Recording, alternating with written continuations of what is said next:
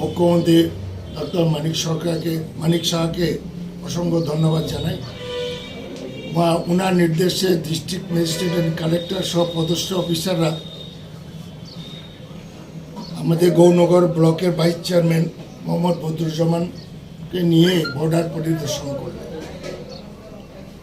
এবং district administration details report পেশ করেছে এবং মুখ্যমন্ত্রী তড়িঘড়ি দিল্লিতে গিয়ে স্বরাষ্ট্রমন্ত্রীর সঙ্গে দেখা করে সমস্ত বিষয় অবগত করেছেন। এই বিষয়ে আমাদের বক্তব্য হল এটা যুদ্ধকালীন ভিত্তিতে আমাদের এই অংশে বাঁধগুলো নির্মাণ করা দরকার। যে বাঁধটা আছে এটা মেরামত করা দরকার। অনেক দিন যাবৎ এই বাঁধের যে সুইচ গেটগুলো আছে মরিচার পরে এটা নষ্ট হওয়ার পথে। গতবারও দেখেছি যখন বন্যা আছে তখন গোবিন্দপুরে, পশ্চিম গোবিন্দপুরে সুইচ গেটের মধ্যে জল ঢুকেছে।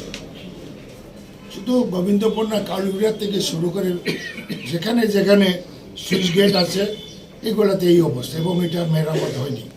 আমরা বহু দাবি করেছি, কিন্তু এখন বর্তমানের কথা হচ্ছে যে আমাদের অংশের বাঁধগুলা মেরামত করা যুদ্ধকালীন ভিত্তিতে এই বর্ষা আসার আগে, এবং সরকারকে এটা তাড়াতাড়ি সিদ্ধান্ত নিয়ে এটা এগিয়ে যেতে হবে। এবং বাংলাদেশে বিষয়ে তো ডিস্ট্রিক্ট ম্যাজিস্ট্রেট রিপোর্ট দিয়েছেন এবং ত্রিপুরার মুখ্যমন্ত্রী মহোদয়ও কেন্দ্রের স্বরাষ্ট্র দপ্তরে বা স্বরাষ্ট্র মিনিস্টারকে দিয়েছে। তো আমরা বিশ্বাস করি খুব তাড়াতাড়ি এই বাঁধগুলা নির্মাণ করবেন বা মেরামত করবেন।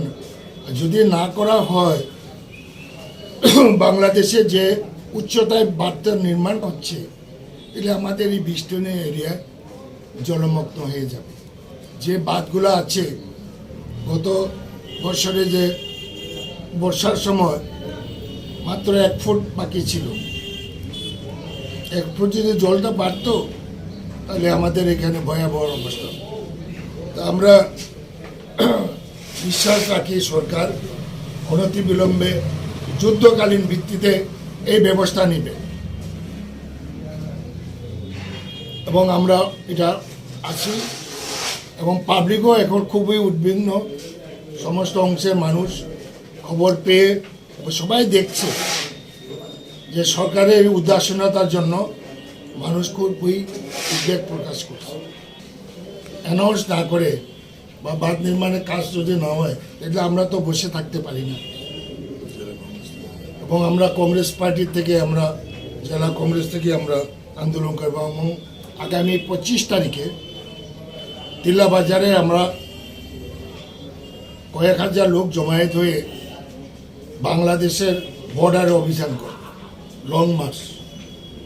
এই প্রতিবাদে আমরা ঠিক করেছি 25 তারিখে বেলা 12টার সময় আমরা তিলা বাজার থেকে রওনা দেব, 9টার সময়, এবং 9টার সময় পাইতর বাজার এয়ারপোর্টের ওইখানে ত্রিমুখী মধ্যে আমরা অবরোধ করবো 1 ঘন্টা। এর মূল কারণটা কি?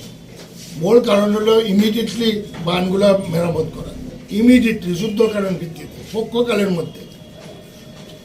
এবং বাংলাদেশের যে ব্যাপারটা এটা কেন্দ্র সরকার হস্তক্ষেপ তাড়াতাড়ি করা উচিত, নাহলে তারা বাঁধটা কাজটা বন্ধ করানো উচিত।